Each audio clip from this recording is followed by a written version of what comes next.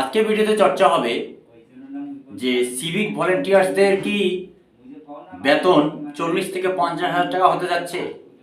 সাম্প্রতিক civic volunteers গেলেই বাংলাদেশের আর্মিকে তারা হটিয়ে দেওয়ার মতো ক্ষমতা ওয়েস্ট বেঙ্গল সিভিক ভলেন্টিয়ার্সদের আছে, এটা স্ট্যান্ড ক্লিয়ার করেছে বিজেপি নেতা সুকান্ত মজুমদার।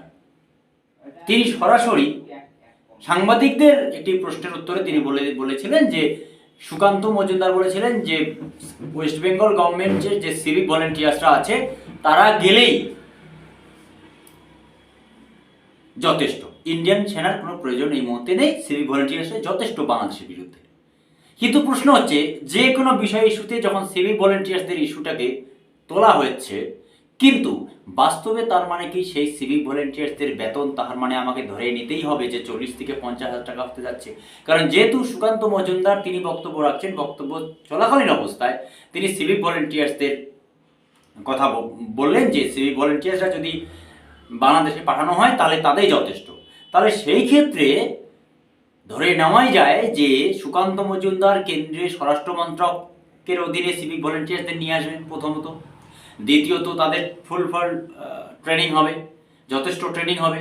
ট্রেনিং হওয়ার পরে তার মানে কি তাদের পুনরায় আবার সেনাবাহিনীতে, মানে সিভিক ভলেন্টিয়ার্স থেকে এখন সেনাবাহিনীর দিকে সিভিক ভলেন্টিয়ার্সরা যাচ্ছে নাকি শুধুই সিভিক ভলেন্টিয়ার্সদের শুধু উচ্চারণটা খুব সহজে করা যায়, এর আগে বিভিন্ন ঘটনায় সিভিক ভলেন্টিয়ার্সদের নাম জড়িয়েছে রাজ্যবাসী জানে, নাকি শুধু একমাত্র সিভিক ভলেন্টিয়ার্সটা সহজে নামটা তোলা যায় বলে সিভিক ভলেন্টিয়ার্সের কথা বললেন।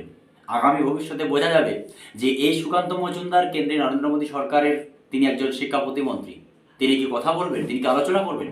তাহলে ধরে নেওয়াই যায় যে সুকান্ত মজুমদারের কথায় আগামীতে কিন্তু সিভিক ভলেন্টিয়ার্সদের বেতন 50 থেকে 60-70 হাজার টাকা, তার সাথে সঙ্গে ট্রেনিং এবং কেন্দ্রীয় স্বরাষ্ট্র মন্ত্রকের আন্ডারে সিভিক ভলেন্টিয়ার্সরা আসতে চলছে। যদি সত্যি এই সমস্ত তিনি কথা বলে থাকেন, যদি এই সমস্ত ভিডিও ভালো লাগে চ্যানেলটিকে লাইক, শেয়ার, কমেন্ট